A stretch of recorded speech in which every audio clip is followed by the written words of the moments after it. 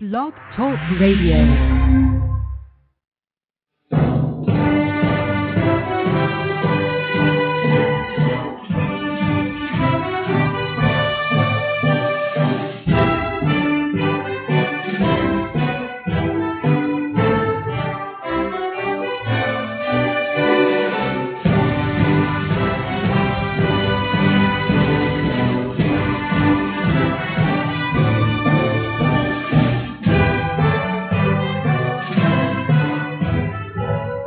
Boa noite, meus amigos. Estamos aqui de volta. Vou começar aqui respondendo a um e-mail que eu recebi do pastor Elder, que ele conta o seguinte. Em entrevista ao canal Livre da Band deste domingo, o ex-ministro da Economia, Delfim Neto, afirmou que o Lula está fazendo bem ao capitalismo via Bolsa Família, pois, segundo ele, esse programa cria estabilidade e é isso que o capitalismo precisa. Sua fala me pareceu mais de um petista do que de uma pessoa que faz parte de um governo que impediu a ascensão do socialismo nesse país. O que o senhor acha dessa afirmação? Ora, pastor, muito obrigado pela sua mensagem. O senhor talvez surpreenda com a minha resposta, mas eu acho realmente que o Bolsa Família é a melhor maneira de distribuir renda. Eu sou inteiramente favorável a esse programa, que, aliás, não é do governo Lula, é do governo FHC. Se você pegar, uns anos atrás, mais de 10 anos atrás, houve um famoso economista liberal, esqueci o nome do sujeito, mas era um cara importante na época, ele que examinou todos esses programas sociais do governo brasileiro e disse, olha, isso aí funcionaria mais se vocês pegassem todo o dinheiro que vocês gastaram nisso, botassem no helicóptero, e jogassem de helicóptero, né, em cima das populações pobres. O Bolsa Família é mais ou menos isso, né? É só você ver onde o custo mínimo da distribuição de dinheiro e o custo máximo da prestação de serviços pelo Estado. Aliás, eu acho que uma infinidade de serviços assistenciais prestados pelo Estado deveriam ser simplesmente desativados e substituídos pela doação direta de dinheiro que cada um gasta como quiser. Inclusive, você está criando consumidores e está, de fato, ativando o capitalismo. Quer dizer, a ideia em si é excelente. Eu não tenho acompanhado a coisa, eu não sei exatamente como está sendo executada, mas a ideia em si é muito boa e eu sou inteiramente favorável. Quer dizer, uma população empobrecida como a do Brasil precisa de alguma providência radical mesmo que consiga inseri-la na economia rapidamente, e acho que essa é uma boa maneira. Agora, por exemplo, pastor, o senhor imaginou o que aconteceria se nós pegássemos esses milhares de escolas primárias que tem no Brasil, pagas pelo governo, comendo um dinheiro desgraçado, substituíssemos tudo isto, tá certo, por um curso por televisão ou por internet, tá certo? Quer dizer, você com uma equipe de professores, você educaria o país inteiro, tá certo? E o dinheiro que sobrasse você distribuiria para essas famílias. Fica aí lançado o programa. Fechem as escolas primárias, fechem imediatamente, tá certo? E criem um telecurso para todo mundo, tá certo? E distribua o dinheiro através do Bolsa Família. Quer ficar famoso, seu Lula? Quer que todo mundo goste de você? Faz isso. Faz alguma coisa que preste. Porque a única coisa que você está fazendo foi a ideia do FHC, que é o Bolsa Família. Tá certo? Então, eu não sei bem como é que foi a análise do Delfim Neto. Agora, o Delfim Neto, não pensa que o Delfim Neto é assim, um grande entusiasta do capitalismo. Ele começou como um adepto do socialismo fabiano, tá certo? E de vez em quando ele ainda tem umas recaídas, né? E se você quer saber o que eu penso daqui do regime militar, veja, para pensar um pouco, pastor. Vamos pensar junto esse negócio, tá certo? Num primeiro momento, eu não digo o regime, o golpe, se perguntar para mim, você é a favor do golpe 64, eu sou inteiramente a favor do golpe, eu sou contra o regime que se seguiu. Por quê? O que fez esse regime? Né? Em primeiro lugar, eles deram o golpe prometendo que iam realizar eleições livres em tempo breve. Não fizeram. Segundo, né, destruíram a principal liderança conservadora que tinha no Brasil, que era o Carlos Lacerda. Terceiro, o presidente Castelo Branco se recusou, tá certo, a fazer o combate cultural. Ele diz, eu não quero criar um novo DIP.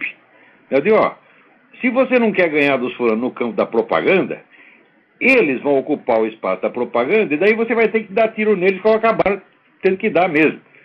Quer dizer, se houvesse uma guerra cultural firme, fazer uma propaganda contando para toda a população brasileira quem eram esses comunistas, o que eles fizeram na China, o que eles estavam fazendo em Cuba, Então, esses camaradas iam ficar queimados por 50 anos e não teria tido nem problema de guerrilha, nem coisíssima nenhuma. Como o Castelo Branco, né? Vamos dizer, com aquela inibição. Inibição é uma coisa que vamos dizer, para um político, um governante, é absolutamente proibida. Eles, eu não quero fazer um novo DIP, o que vão dizer de mim? Quer dizer que você não quer fazer propaganda para não dizer que você se incomoda com a imagem, mas no fundo você está preocupado com a imagem, porque o que vão dizer de mim? Vão dizer que eu sou um novo Getúlio Vargas, tá certo? Em segundo lugar, quer dizer, quando começou o negócio das guerrilhas, houve uma preocupação excessiva com as guerrilhas, porque tinha ali 300 guerrilheiros, os caras botaram 20 mil soldados para combater os guerrilheiros. Resultado, teve que sair alguma violência mesmo e queimou a reputação do governo. A guerrilha em si não era realmente um problema muito sério. As guerrilhas eram muito poucos e muito fracos. E uma guerrilha num país de dimensões continentais como o Brasil não é nada, né? Em terceiro lugar, então logo assume o governo Geisel. O que eles fazem? O governo Geisel criou 200 empresas estatais, criou um monte de cabide de emprego, para quê? Para comunista. Em segundo lugar, apoiou Cuba, ajudou Cuba a invadir Angola e matar lá 15 mil angolanos. Terceiro, estragou as nossas relações com os Estados Unidos e criou aquele miserável acordo nuclear com a Alemanha. Tá certo? Quatro, começou com a tal vamos dizer, da abertura que chamou de volta todos aqueles camaradas de 64. Isso, olha, o governo Geisel foi o governo Geisel Figueiredo foi a segunda metade. Quer dizer, o governo militar passou 10 anos não fazendo o que tinha que fazer na esfera do combate anticomunista, se abstendo, na verdade, de fazer combate comunista, anticomunista, porque eles faziam o combate antiterrorista, não anticomunista em geral. Você não vê propaganda anticomunista daquela época. Eles só falavam mal dos terroristas, mas como se fossem criminosos comuns. Tá certo? Não havia combate ideológico. Só quem fazia combate ideológico eram os comunistas. Quer dizer, eles já tinham, mesmo dentro do governo militar, os comunistas já tinham o monopólio do combate ideológico. Ou seja, só quem pode discutir ideologia é comunista. Os outros são obrigados a ficar quietinhos. Tá certo? Então, o governo militar desarticulou ideologicamente a direita. Pior, desarticulou politicamente também. Por quê? Como reduziu o Congresso, né, apenas a um passador de recibo, quer dizer, o Congresso só servia para dizer amém às decisões da tecnocracia militar, tá certo? Resultado, a classe política se deteriorou completamente, perdeu o embalo, perdeu o gás, tá certo? E, quando terminou o regime, só tinha político de esquerda, os outros não serviam para mais nada. Ou seja, a grande obra do regime de 64 foi da ordem econômica, que foi durante o governo Médici, tá certo? Aquele progresso extraordinário, que o Brasil crescia 15% ao ano, isso jamais ninguém vai negar, do ponto de vista econômico. O Médici foi o maior administrador que esse país já teve, tá certo? O governo também fez alguma coisa para moralizar, alguma coisa não, fez muita coisa para moralizar a administração pública, porque todos os milicos foram para casa sem levar um tostão no bolso, ao passo que esses caras aí hoje, se ele é vereador pelo PT, 2 anos depois já está rico, né? Isso os milicos não faziam, não levavam dinheiro para casa, então deram um exemplo de moralidade. Mas do ponto de vista político e cultural, eles fizeram uma obra de destruição, e o que eles fizeram, na verdade, foi aumentar o poder da esquerda.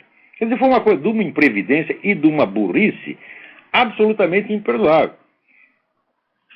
Então, quer dizer, o Delfim Neto, então, vamos dizer, como representante daquele regime, ele não é um grande... Não é ninguém que tenha se notabilizado pelo combate contra o comunismo, não. Vamos passar aqui. Tem alguém aí na linha esperando para falar. Alô? Alô, quem é? Olá, André, tudo bem? André, tudo bem? É o seguinte, desculpe, não tem muito a ver com o assunto que o senhor estava falando, mas eu vou... Aqui vale tudo, pode falar o que quiser. Tá bom, obrigado. É o seguinte, é que eu tenho um grande amigo meu que entrou para a maçonaria agora, e o sujeito tá muito estranho, tia. Eu tô preocupado com o cara, porque... Não, é sério. Um olhar diferente, assim, até. Tudo que a gente fala, o cara acha que é bobagem, e uma coisa relativista, assim, total. O cara era um cara católico, tudo. Agora tá. Tudo não, nada é verdade, E, tá uma coisa horrível. O cara, para ficar burro assim, não precisa entrar na maçonaria, não. Pois é o que eu digo para ele. Mas assim, também eu conheço muita gente que está na maçonaria, muito católico, embora, vamos dizer, oficialmente isso seja irregular. Mas eu conheço sujeito sinceramente católico que está lá na. E como é que fica isso? Muita gente, vamos dizer, que luta pela pacificação aí de maçonaria e igreja católica, e acho que eles estão certos. Eu acho que é isso que tem que fazer mesmo. A maçonaria fez muita merda na história do mundo, muita mesmo, sobretudo no México. O governo maçônico que teve no México, um governo esquerdista pra caramba, que matou padre que não acabava mais. Tá certo? Na Espanha também fizeram muita merda. Porém, quando você vê os Estados Unidos, que é a maior nação cristã do mundo, também foram os maçons que construíram. E aqueles maçons eram tudo cristãos. Então, eu acho que é um meio a meio. Eu acho que a maçonaria é uma coisa demasiado enorme, né, complexa, para a gente poder fazer um julgamento integral. Né? Eu vejo que também, né, os estudiosos do negócio dizem que existe uma diferença muito grande entre a linha francesa da maçonaria e a linha anglo-saxônica, que deve existir mesmo. Porque aqui, durante a maior parte, não só na fundação, como ao longo da história americana, não fizeram nada contra o cristianismo, ao contrário, só o ajudaram a crescer. Dizem que hoje, né, tem gente que atribui essa campanha anticristã que tem aqui à maçonaria. Mas também não acredito não, porque isso contraria toda a história americana. Pois é, porque o que ele me disse é que inclusive tem padres que participam lá desses negócios. Isso não pode. Padre entrar na maçonaria não pode. O padre entrar na maçonaria está excomungado. Tá entendendo? Quer dizer, oficialmente, o católico não pode ser maçom, mas o protestante pode. E nós não podemos negar que tem... Vamos dizer que o protestante seja cristão. E outra coisa que é uma coisa que é me irritar, é nego de uma igreja cristã falando mal da outra, o católico falando mal do protestante, o protestante falando mal do católico, do ortodoxo. Isso, para mim, é tudo uma viadagem imperdoável, tá entendendo? Porque tem que parar com isso. Não entendo nada desse negócio de maçonaria. Mas ele me falou, por exemplo, que veio um cara de Cuba aí falar uns negócios aí para eles. Que a maçonaria levou um cubano para falar? Pois Cuba lá? É. Essa loja maçônica é uma bela bosta. Pois é, o que tem a ver? Diz o nome da loja.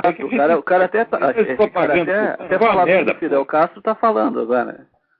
Olha, quer saber o seguinte? Eu vou contar um detalhe. O Fidel Castro, ele, ao contrário de todos os demais regimes comunistas, ele não perseguiu a maçonaria. Ele não fez nada contra a maçonaria cubana. Mas foi o único. Porque, olha, por exemplo, eu morei na Romênia.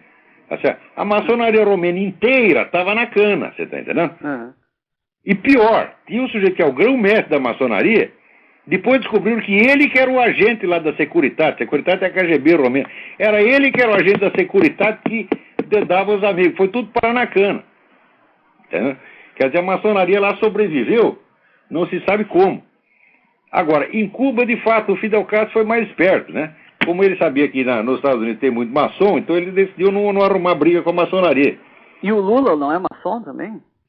Ora, pelo que eu sei, eu acho que é. Eu acho que ele é, eu acho que o FHC é, eu acho que no Brasil todo mundo que está na política é, de algum modo. É isso? Mas eu não acompanho as atividades da maçonaria brasileira na atualidade. Eu sei, vamos dizer que no Império, por exemplo, todos os fundadores do Império eram maçons, tá certo?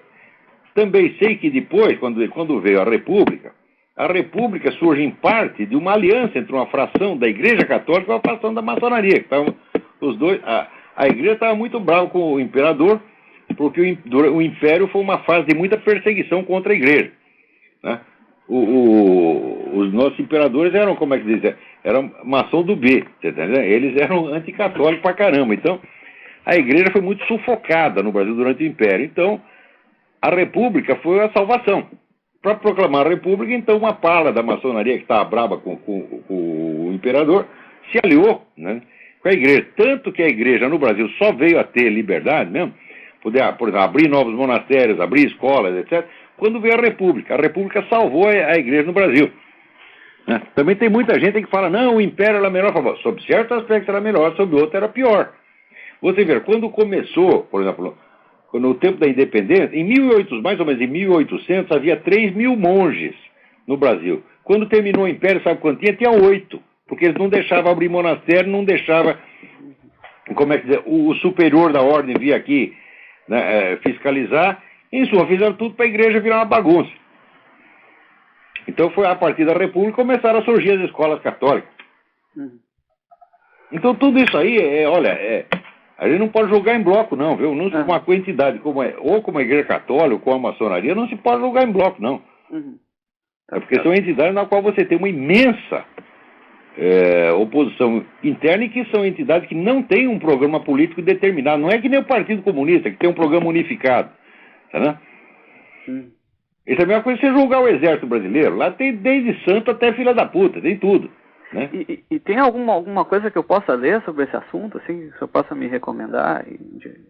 Olha, sobre a maçonaria no Brasil, existe a participação da maçonaria no Brasil. Você pode ler a famosa história dos fundadores do Império no Brasil, do Otávio Tarquínio de Souza, ela tem muitos dados sobre isso. Tem gente aí que escreveu sobre... Tem o famoso livro do Gustavo Barroso, que era contra a maçonaria. O Gustavo Barroso tem um monte de informação, mas não entendia merda nenhuma, era completamente louco. Né?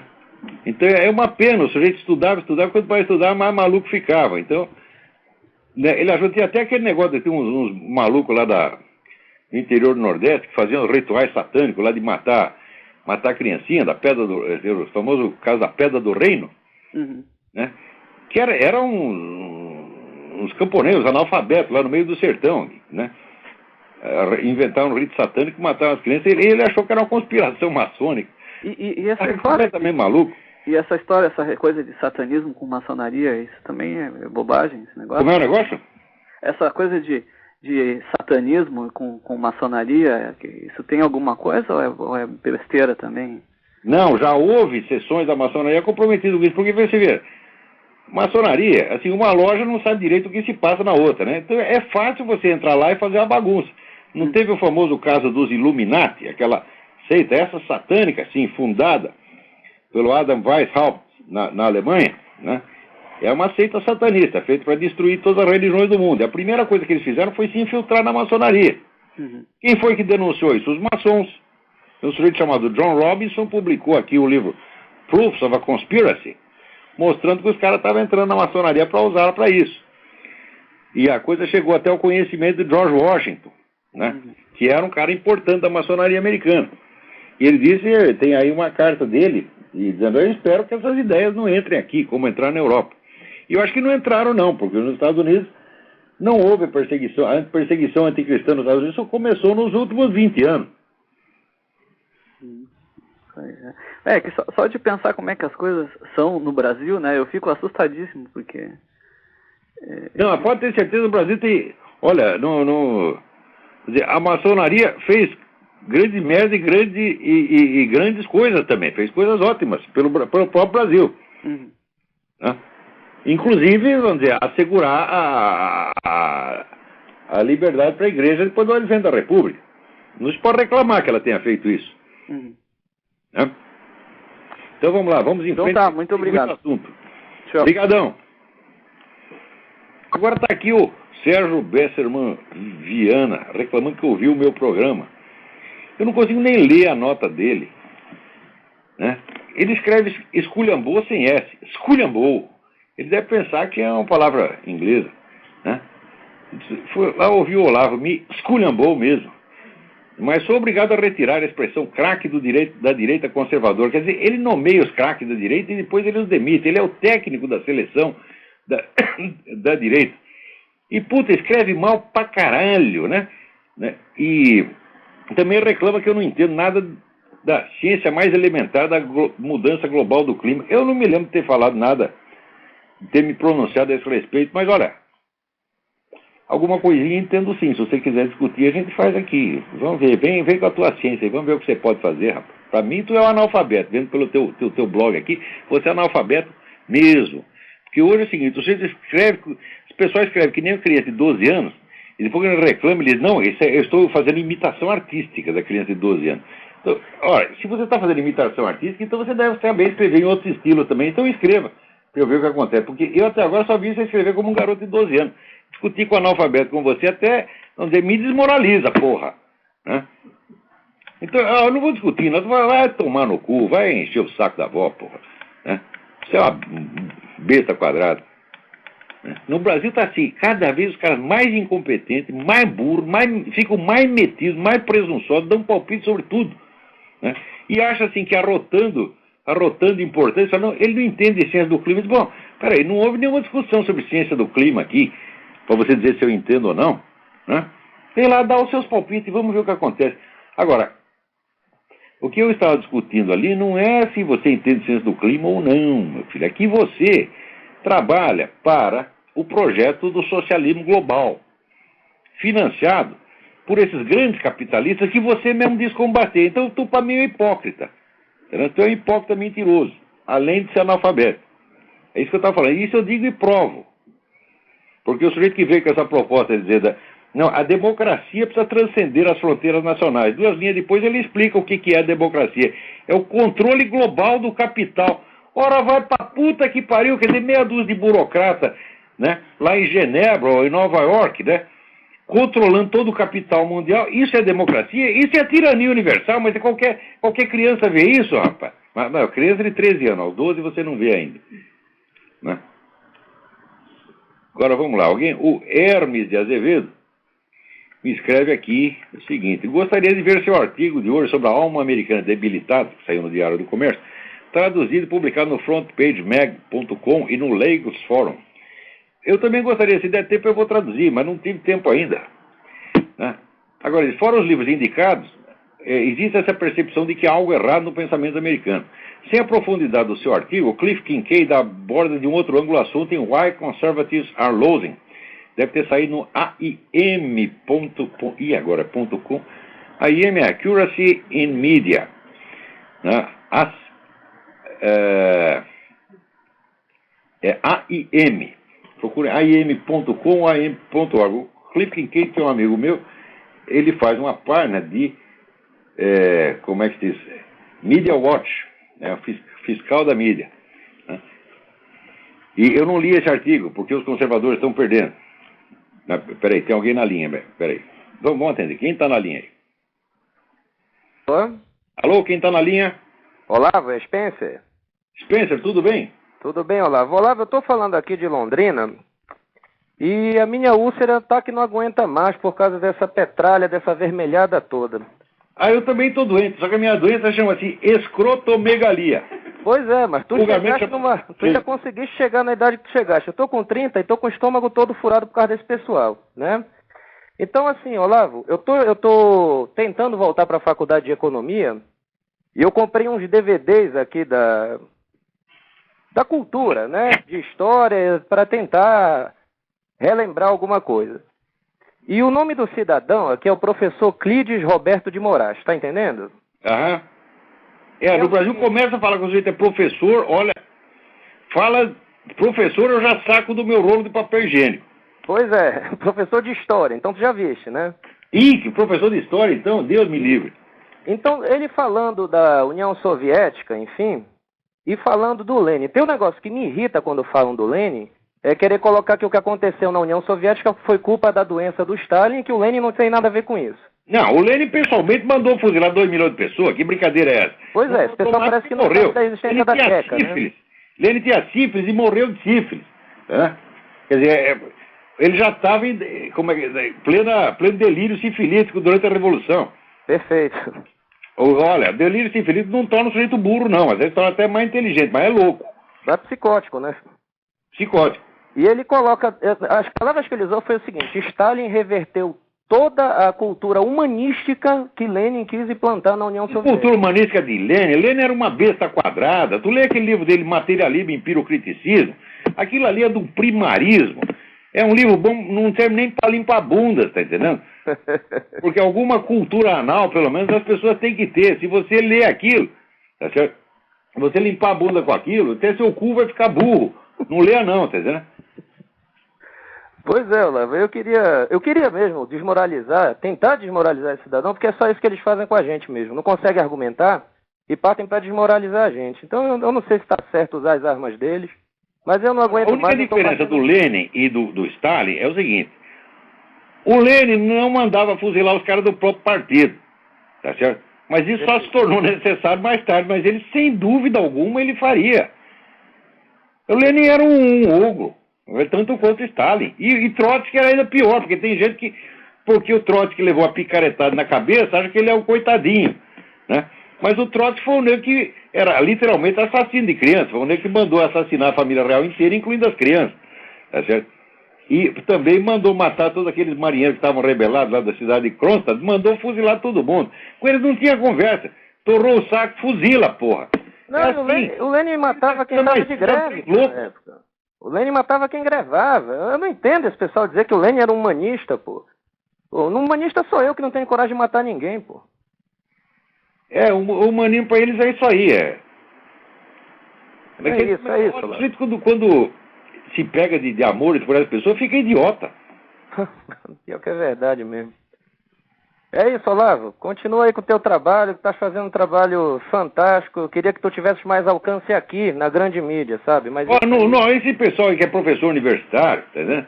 Eu acho que eles tudo deviam pedir demissão e trabalhar num negócio decente. Vai ser gerente de puteiro, vai ser croupier de cassino. Tudo isso é muito mais decente do que vocês estão fazendo, tá entendendo? Mas aí ia cair o nível dos puteiros aqui no Brasil. Pois é, você tem razão. Desculpa a minha ideia, é muito errada. Deixa pelo menos tem que ter alguma decência, pelo menos nos puteiros. Perfeito. Olavo, tu me faz um favor, Olavo? Oi. Tem como tu deixares um telefone comigo pra eu te ligar outro dia, depois do programa, que eu queria conversar com a puta, se eu der meu... Olha, eu aqui telefone, rapaz, eu já tenho que deixar desligado a maior parte do dia. Se eu der o telefone pelo rádio, daí eu estou FODIDO. Eu não tenho mais tempo para trabalhar. Eu já não tenho tempo nem para peidar nesse lugar aqui. Eu fico sentado aqui o dia inteiro escrevendo, rapaz. Pô, desculpa, eu não posso fazer isso. Eu entendo, Olavo, eu entendo. Mas continua aí o seu trabalho que... Se você me pedir por e-mail, eu sou até capaz de te dar, mas assim, no programa eu não posso dar, não. Tá ok, Olavo, eu te mando e-mail, então. Pega o meu telefone, daí vai xingar minha mãe. É verdade. Daí eles vão dizer que toda hora vão telefonar, nós vamos te matar, tá? Porque por enquanto eles mandam por e-mail, né? E até que publicou, né? Apelos públicos, né? Vamos matar o Olavo de Carvalho, dia tal ele vai estar em tal lugar, né? Mas os caras são tão burros que publicaram isso, daí alguém da polícia carioca leu e encheu de polícia lá, sem eu chamar ninguém, né? Então, tá ok, Olavo. Manda um e-mail então, tá ok? Esses caras, porra. Oi? Eu tenho uma vez por semana aqui, pra mim é suficiente, todo dia não dá não. Tá ok, Olavo. Tá ok, Deus te abençoe, Olavo. Você também. Um abraço. Tchau. Abraço. Tem alguém na linha aí? Agora, aqui deixa eu ver como é o nome dele. É o Cássio Malman Gellen, de São Leopoldo, Rio Grande do Sul. Me escreve aqui o seguinte. Ele diz: olá, professor Olavo. Quero parabenizar por ser um dos pouquíssimos intelectuais que abominam, que lutam contra a estrutura esquerdista montada em nosso país. Que Deus e a Virgem Santíssima abençoe. A você também. Não obstante, gostaria que o senhor pudesse explicar um pouco sobre o seu ponto de vista quanto ao Concílio Vaticano II. Tem algumas indagações que julgo pertinentes para ajudar na compreensão da sociedade, como também do atual comportamento do clero. Né? Eu até recebi esses dias um livro sobre o Concílio Vaticano II, que se chama O Reno Deságua no Tibre, ou As Águas do Reno vão para o Tibre, uma coisa assim, né? Falando, vamos dizer, da influência dos teólogos alemães, franceses, etc., que deram ao Concílio Vaticano II a sua orientação totalmente modernista. Modernismo, quando a gente fala modernismo, na Igreja Católica, modernismo é diferente do que quando se usa o termo em arte ou outra coisa. O modernismo é uma escola de pensamento teológico específica que foi condenado por vários papas. Certo? Mas quando condenaram o modernismo, depois acabaram subscrevendo tudo no Concílio Vaticano II. Mas o Concílio Vaticano II, no meu entender, foi uma traição total. E foi tudo feito na base da sacanagem, da mentira, da enganação, como aquele desgraçado, aquele pacto de Metz, que aqui em troca da participação de meia dúzia de bispo biônico da igreja russa, né, se comprometeram a não falar uma palavra sobre o comunismo durante o concílio. Então, você pode ler as atas do concílio, fala de todos os problemas humanos, tá certo? Quer dizer, da inflação até o bicho de pé, o concílio tratou de todos os problemas. Agora, o comunismo não, é como se não existisse. Quer dizer, graças a essa total omissão, né, na década seguinte, o comunismo, então, ali no Camboja, no Vietnã, né, retomou a sua fúria sanguinária dos anos 30 e já matou mais 3 ou 4 milhões de pessoas ali e a igreja não podia falar nada, porque não fica bem, eles ficaram amiguinhos, né? Agora, o que eu acho gozado é o seguinte, é que tem muito... Por exemplo, o Papa João Paulo II, ele dizia assim, era que o celibato clerical é muito importante. Ele dizia, não podemos desistir do celibato. Eu disse, mas escuta, por que você não pode desistir do celibato se agora você está fazendo até diálogo com o marxista? O celibato foi instituído no século X, que eu saiba, né? 9 ou 10, uma coisa assim. Agora, esse negócio de fazer amizade com o Satanás estava proibido desde o primeiro dia, que eu saiba. Agora, se vocês já fizeram tudo, eles já entraram tudo, eles já tomaram conta de tudo, é porque, né, tanta insistência em você se apegar a um detalhe secundário, quando o principal você já entregou. Não é isso? Então, o concílio foi real. Olha, pelos frutos conhecereis. Você veja como era a igreja antes do concílio e como é hoje. Tá certo? Quer dizer, um monte de gente fugiu da igreja católica porque chega lá, não tem saco para ouvir esses teólogos da libertação, esses caras falando essa besteira. Olha, eu nasci na primeira comunhão da minha filha, tá, né? Eu tive que sair da igreja porque senão eu ia dar uns tapas no padre. Então, para não dar um vexame lá, eu saí e fui fumar um cigarro lá fora e pensar em outra coisa. Não dá para aguentar esses fulanos. E olha, e quando tem um padre bom, né? Às vezes mais que bom, santo, né? O que faz a burocracia e tudo? Vai lá oprimir o sujeito, como fizeram, né, com o Padre Pio, que depois foi beatificado, tá certo? O grande Padre Pio, o grande, maior santo do século XX. Homem maravilhoso, tá dizendo, né? Esse era um enviado de Deus. Às vezes a gente vê a vida dele e fala, pô, parece que é o próprio Jesus Cristo que está lá. Esse aí vai lá, a burocracia encher, fazer acusação, etc. Né? E depois ainda espalharam mentira, rapaz. Espalharam, pô, essa turma não tem vergonha mesmo, não tem vergonha mesmo, né? A turminha da esquerda pegou, espalhou, né, uma conversa sobre um encontro que teria havido entre o Padre Pio e o Dom Marcel Lefebvre, que era o líder dos conservadores, né, dizendo que o Padre Pio tinha profetizado que o Dom Marcel ia trair a igreja, etc, etc. É tudo mentira, né? O próprio pessoas que estavam lá presentes, né, depois relataram que não foi nada disso. Tá certo? Agora, várias testemunhas, tá certo, ouviram o Padre Pio dizer que essas modificações introduzidas na missa, no Concílio Vaticano II, só ia dar o que deu, tá certo? Que tudo isso aí era uma coisa inútil ou prejudicial. Olha, ele não pode, se ele disse isso, ele não podia ter colocado Dom Marcel Lefebvre como traidor. Pense o que quiser, Dom Marcel Lefebvre, eu também não concordo com muita coisa que ele fez, mas chamar ele de traidor, ele nunca foi um traidor. Dom Marcel Lefebvre é um homem quase santo. O que é isso? Falou mal de Dom Marcel Lefebvre na minha frente, tu apanha. É verdade que os adeptos dele às vezes enchem o saco, porque eles são muito rígidos demais, né? Porém, ser rígido demais é uma coisa. Agora, os que eu conheço são pessoas santas. Os discípulos do Dom Marcel que eu conheço são pessoas santas. Não é por... Às vezes o sujeito é santo, pode ser chato também, né? Não vai falar mal deles aqui não, que tu apanha, né? Então não é você não, Cássio, você não está falando mal de ninguém não, aqui tá tudo certo. Vamos em frente. Agora aqui tem uma outra carta do D'Artagnan Zanella. Primeiramente, parabéns pelo exemplo de coragem que o senhor vem demonstrando a toda a sociedade brasileira. Confesso que o senhor e a sua obra são para mim uma fonte inesgotável de inspiração. Muito obrigado, D'Artagnan. Dito isso, tem uma pergunta. Quanto à mentalidade revolucionária, seria possível fazer um paralelo com o que Friedrich Hayek denominava como moral construtivista? Não tem a menor dúvida. Agora, a moral construtivista, ela é um elemento da moralidade da mentalidade revolucionária. Um elemento, e vamos dizer, até um elemento tardio, né? Ele mesmo se baseia no que eu chamo de inversão do tempo. Inversão do tempo que significa você supor um futuro hipotético, e daí você toma esse futuro hipotético como uma premissa para você entender toda a história anterior. Não é que você inverte o tempo, né? O depois fica sendo a explicação do antes, né?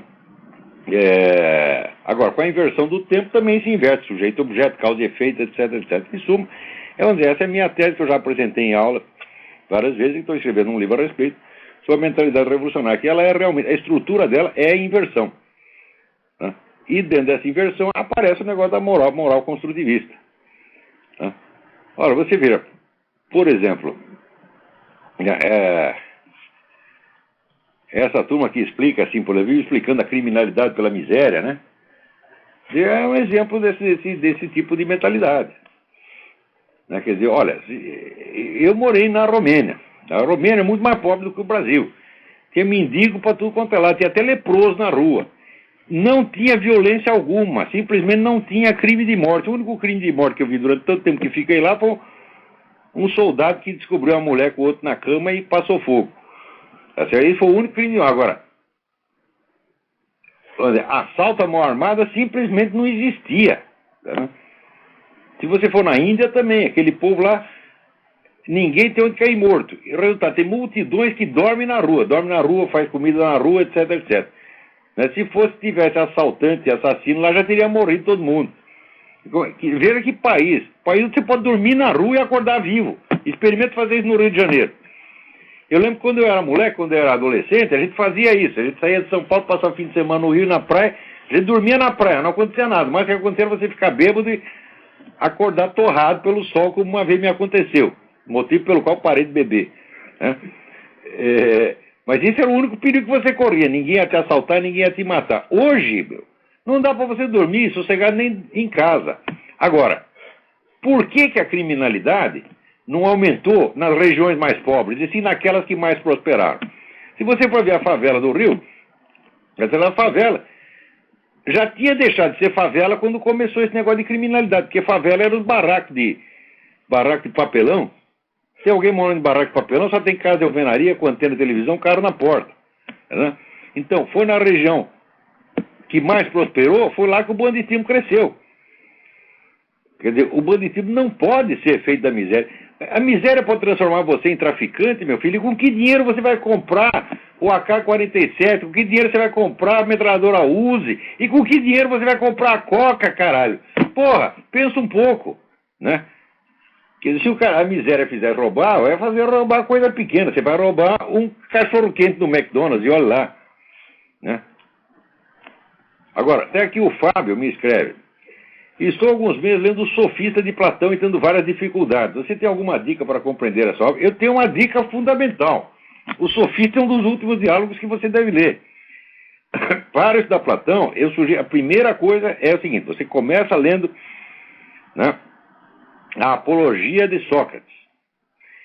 Depois da Apologia de Sócrates, você lê o Mênon, que é o diálogo mais simples e um dos mais importantes de Platão, que é um diálogo assim, didático, tá certo? E eu, quando li essa aí a primeira vez, fiquei tão entusiasmado que até tem um sobrinho meu, nós demos o nome de Mênon para ele. Então, esse livro aí, naquela época eu era ignorante total. Esse livro foi escrito para ignorantes, tá certo? Então, esse é o primeiro que tem que ler, tá certo? Agora, o sofista e tem alguns que têm uma dificuldade extraordinária. O Sofista é muito difícil, o Teéteto é muito difícil, né? O Timeu é muito difícil. Até a República é mais fácil do que esse, né? Se bem que a República todo mundo confunde, que pensa que a República, quando é um projeto de uma utopia. Não é. A República não é uma utopia. A República é um modelo comparativo. Quer dizer, a República é uma hipótese, né? Aliás, o grande filósofo romeno Petre Tsutsea, ele sempre dizia isso aí: tudo na filosofia grega é hipotético, nada é doutrinário. E isso eu acho que é uma coisa muitíssimo importante. Quer dizer, depois vem aquele cretino do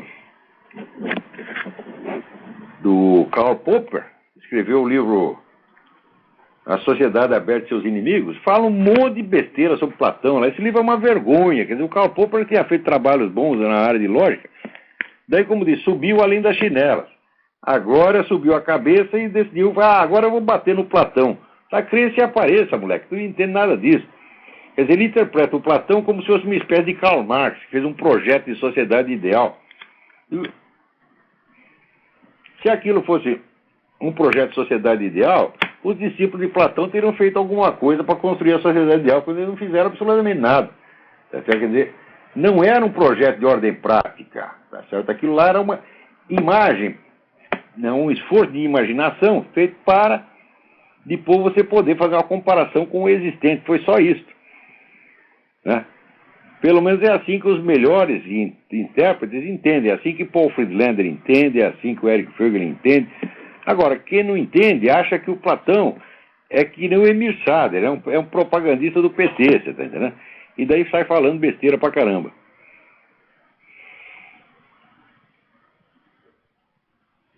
Vamos ver. Aqui o Elson Omar da Silva me pergunta: quero manifestar minha profunda admiração pela forma transparente, sincera e pela riqueza de argumentos e forma redacional utilizada na produção de seus artigos e textos. Muito obrigado. Eu gostaria que me informasse se há algum artigo de sua autoria publicado na internet, em qual interesse. É um monte de artigos, mas não sobre esse tema que você quer, é sobre o tema redução da maioridade penal. Não é isso? Olha, se a maioridade penal for ser medida pela capacidade de julgar o bem e o mal, então a maioridade penal deve ser aumentada para 90 anos, ou talvez 110, porque no Brasil ninguém tem essa capacidade. Se você pegar o nosso parlamento inteiro, aqueles caras não são capazes de diferenciar o bem e o mal. Tá certo? Então eles estão em plena minoridade. Né? Eu não escrevi nada sobre a maioridade penal. Né? Mas você vê o que acontece. Aquele garoto lá, o Champinha, né? O Champinha agora está sob os auspícios do governo, morando num apartamento de quarto, sala, cozinha e banheiro, com tudo do bom e do melhor, tá certo? Sem ser obrigado a nenhuma disciplina e sem receber, na verdade, nenhum tratamento. Ele não precisa fazer porra nenhuma, ele fica lá, vê televisão e tocando punheta o dia inteiro, tá entendendo? É só a única ocupação do cara, tá entendendo? E você, ouvinte, você e outros trouxas estão pagando para isso, tá certo? Porque o Champinha é um coitadinho. Ruim mesmo é aquela menina que ele matou, você tá entendendo? Ruim mesmo é o pai dela, que ficou desesperado. Esses aí que são ruins. Champinha é gente finíssima. Né? Então, isso aí, meu filho, é a inversão. E eles querem reduzir a maioridade penal simplesmente porque eles gostam de crime, eles gostam de criminoso. Você já leu o Herbert Marcuse? O Herbert Marcuse diz que a esperança da humanidade está na mão dos delinquentes. Até que os delinquentes é que serão os grandes agentes de transformação social que vai construir a utopia socialista, e não são nem os operários. São os bandidos, puta, etc, etc. Né? Então, eles gostam de bandido e puta porque eles mesmos são bandido e puta. Pô, quando é que as pessoas vão entender isso? Espera aí, tem alguém na linha aí. Vamos lá. Alô? Alô? Alô? Alô? Quem é? Professor? Sim. Aqui é Hugo, de Fala de Recife. Hugo? Sim. Tudo bom, professor? É o seguinte, eu estou fazendo um estudo, eu estou querendo começar algum estudo sobre retórica. Alô? Ah. Sim, eu queria saber se existe alguma obra de iniciação em português, boa, Todos os livros do Chaim Perelman. Chaim, C-H-A-I-M, Perelman, P-E-R-E-L-M-A-N. Ah, certo, ok, então. Qual é o nome do livro? Tem vários deles. Tem do próprio que chama Tratado de Retórica, né? Mas ele escreveu muita coisa. Tudo que ele escreveu a esse respeito é importante. Em algumas edições chama-se Nova Retórica. Agora, se você quer mesmo dizer, um manual mais prático da retórica, você deve começar pelo próprio clássico do Quintiliano, Instituições da Arte Retórica. Como é o nome do autor? Quintiliano. Quintiliano, autor latino. Outra coisa, professor, o senhor falou algumas vezes sobre algumas contradições da propaganda tabagista, não foi? Eu queria, assim, que o senhor me desse as fontes ou alguma... Esse negócio aí, rapaz, também é uma viadagem sem fim. Porque aqui eles culpam o cigarro por tudo. Né? E as pessoas acreditam. Agora, por exemplo, diziam o tabaco é a principal causa de asma. Bom, na Califórnia, onde eles são os caras mais maníacos desse negócio de tabagista, nos últimos 20 anos, o número de fumantes diminuiu para 1/3. O número de casos de asma aumentou 4 vezes. Tá certo? Mesma coisa aconteceu com o negócio problemas cardíacos. Tá certo? Então isso aí, o cigarro está sendo bode expiatório, tá entendendo? Esse negócio de tabagista é, sobretudo, uma campanha de controle social. Eu acho que isso aí foi um balão de ensaio lançado por esse globalista, para ver até que ponto as pessoas são trouxas, até que ponto elas podem controlar o comportamento da massa. Descobriram que é muito fácil. Você assusta os caras, olha, você vai morrer, meu filho, e tal, aqui nós estamos fazendo para proteger você. Pronto, o sujeito abre as perninhas para você, faz tudo. Todo mundo está em busca de um protetor. Eu não quero protetor nenhum, enfia sua proteção no cu. Meu protetor é Nosso Senhor Jesus Cristo. Eu quero que a ONU, a Organização Mundial da Saúde, os antitabalistas todos vão à merda. Não quero a proteção deles. Mas o senhor... Outro dia morreu uma tia minha, aos 91 anos. 91 anos. A velha trabalhou e fumou 3 maços de Hollywood, que é uma merda de cigarro, cá entre nós. Até o último dia. Sabe o que o médico botou no atestado de óbito dela? Causa morte, tabagismo. Mas não é uma sem vergonhice? O que ele quer dizer com isso? Se a velha não fumasse, ia viver 180 anos? Né? Eu gosto muito da história do ator americano George Burns. Quando ele completou 100 anos de idade, foram entrevistar ele, chegar na casa dele, tá o velho fumando o maior charutão, né? Daí o repórter pergunta, o que seu médico acha disso? E o Burns respondeu, meu médico já morreu.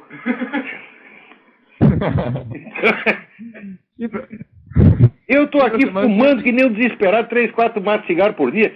Todo o pessoal que com 60 anos, trabalha 18 horas por dia. Todo o pessoal da minha idade, tudo já teve infarto, tá tudo decrépito. Né? E eu tô aqui, porra, e vou continuar fumando. Estou firmemente decidido a nunca parar. Vou fumar até o meu último dia. Se der para fumar um dia depois, ainda vou fumar. Se no céu tiver cigarro, vou pegar. São Pedro tem um aí para mim. Agora, não é coincidência. Esse antitabagismo é o mesmo que faz propaganda pela liberação das drogas. E é o mesmo que sai vendendo aí uns remédios para parar de fumar, remédios que matam pessoas, tá entendendo? Esses remédios, sim. Porque se você não fuma, continue não fumando. Se fuma, fume tranquilo. Tá? Agora, não pode ser fumante nervoso, porque se você, cada baforada que você der, você pensar, isso vai me matar, tu não vai durar uma semana, porra. Tem que ser um fumante cínico como eu. Sim, professor. Mas e o site que o senhor havia indicado? Acho que faz tempo, mas eu não lembro. www.forces, forces.org. É um site maravilhoso, tem toda a documentação científica que esses desgraçados escondem, os caras põem lá. Entendeu? Por exemplo, tem a estatística da ONU, a Organização Mundial da Saúde, morre 400 mil fumantes nos Estados Unidos por ano.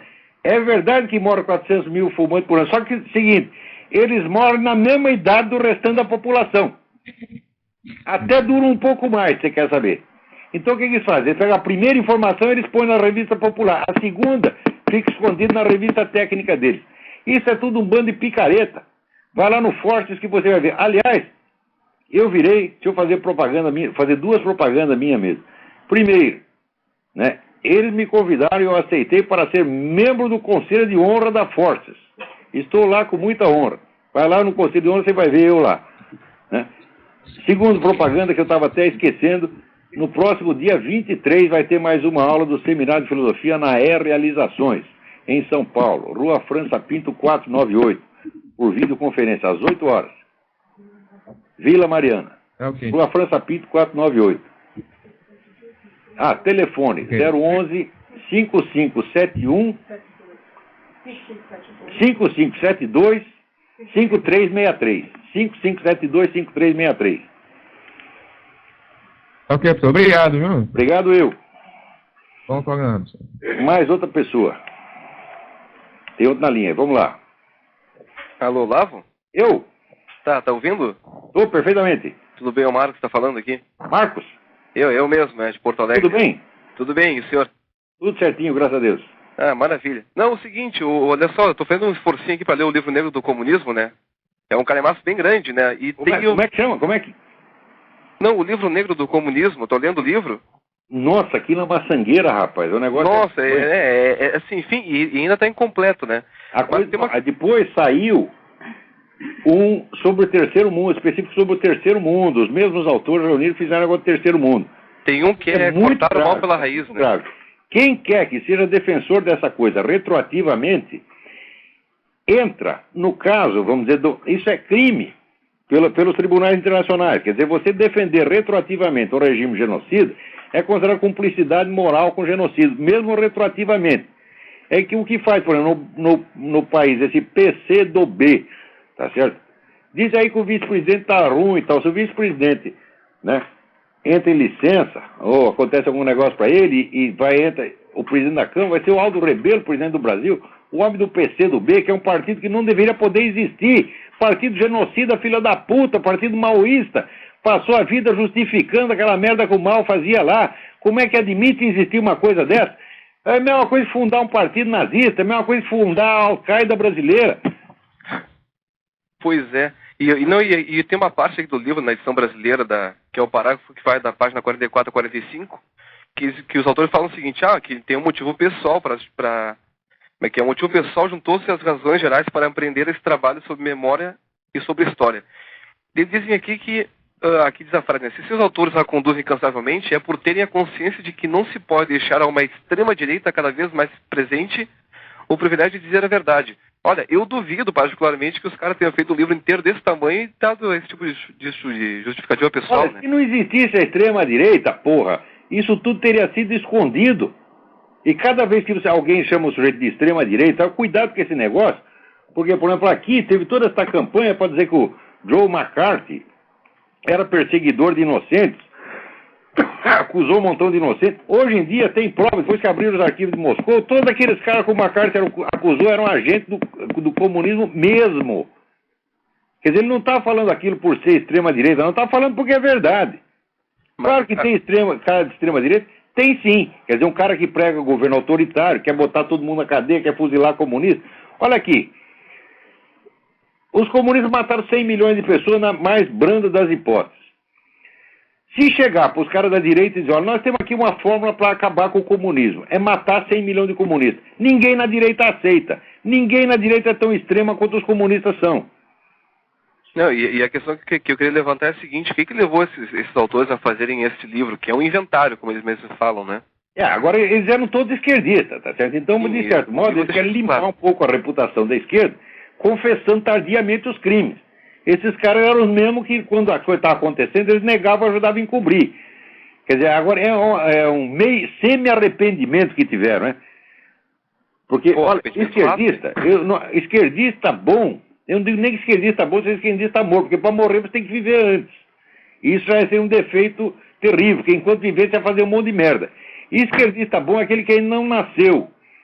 Então, se perguntar, por exemplo, se eu sou favorável ao aborto, eu sou favorável ao aborto de petistas, de cara do PCdoB, todos devem ser abortados. O que não abortar, pode abortar retroativamente, tá certo? Então, é melhor que não exista, que seja abortado, que jogue espermatozoide. É melhor tu jogar um espermatozoide no lixo do que você gerar um comunista, tá certo? Agora, matá-los não adianta nada. Primeiro, quando mata, eles já fizeram um monte de merda. Segundo, que você vai sair matando comunistas, vai ter tanto comunista para matar que você vai fazer uma merda do tamanho que eles fizeram. Então, não tem que matar os caras, não. Tem que contar a verdade sobre eles, jogar a verdade na cara dos fulanos, tá entendendo? Envergonhá-los em público, tá certo? Tirar a reputação deles e fazer com que as pessoas os desprezem. É isso que tem que fazer.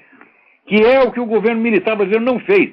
O governo perseguia os caras quando eles faziam terrorismo, mas propaganda contra eles não fazia, não. Eu me lembro dos cartazes que tinham contra os guerrilheiros na época, nenhum chamava os guerrilheiros de comunista. Era proibido chamar de comunista, tinha que dar a impressão que eram apenas criminosos comuns. Quer dizer, o governo militar se absteve da luta ideológica, se absteve covardemente da luta ideológica e depois ainda ajudou os comunistas a voltar ao poder e ajudou os comunistas a matar angolano. Entendeu? Então, quer dizer, isso é o que no Brasil se chama de extrema-direita. Pois é. Tá bom, Olavo. Tá bom. Vamos obrigado pelo tempo. Deus te abençoe. A você também. Obrigado, abraço. Tchau, tchau. Agora tem aqui a notícia. Gasto com cartão é recorde na gestão Lula. Né? Mas olha aqui. Eles estão lá para isso, porra. Olha, já dizia, né, no tempo da Revolução Russa, tinha lá um importante teórico chamado Parvus. Ele tem um nome alemão, não lembro direito o nome do cara. E o Parvus, ele foi para a Turquia fazer um negócio, ficou milionário lá. E ele escreveu o seguinte: olha, a melhor maneira da gente derrubar o capitalismo é a gente ficando tudo capitalista. Você não imagina o número de empresas milionárias que estavam lá segurando a vida do Lenin. Tem o livro do Alexander Solzhenitsyn, que se chama Lenin em Zurique. Não saiu no Brasil, só tem edição americana. Então conta lá como é que era esse negócio. Eles tinham um monte de empresa, agora também tem. O que comunista mais gosta é dinheiro, porra. Sempre foi assim. Agora, gosta de dinheiro, fica na mão deles.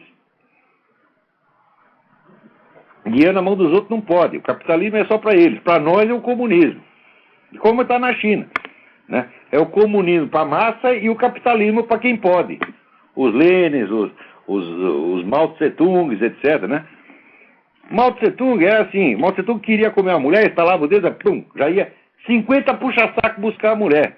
E às vezes não era nem mulher, era o guardinha do Palácio da Paz Celestial. Ele falava, aquele guardinha é bonitinho, vou comer ele. Fazia pum, já ia putado do Partido Comunista, agarrava o coitado do moleque, baixa as calças aí, pá, já veio o Mao Tse-tung, e pum, aconteceu. Era assim o negócio, quer dizer, esses caras só pensam nisso, eles só querem desfrutar do bom e do melhor à custa dos outros.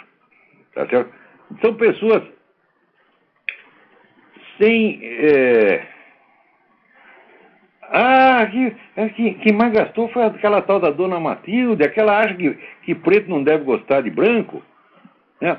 Olha aqui, ô dona, a senhora vai à merda, porque é o seguinte, eu tenho filho mulato, a senhora fica fazendo intriga entre eu e meus filhos, vai pra puta que pariu. Tá, né? Quer dizer, é por preto não gostar do branco, então meus filhos não podem gostar de mim porque eu sou branco de olho azul? Ora, vai à merda, dona. Então, como é que eu vou tratar com respeito uma vagabunda dessa? Sai dizendo uma coisa dessa? Ora, porra. E se quiser processar, processa, dona. Se eu vou lá, isso que a senhora falou, tá certo? Eu considero uma ofensa pessoal mortal. Mortal. Se você encontrar você, não bate porque você é mulher, mas que te dou uma cuspida, dou. Agora aqui. Você vê o que é o progresso da ignorância. A Universidade de Michigan oferece um curso How to be Gay.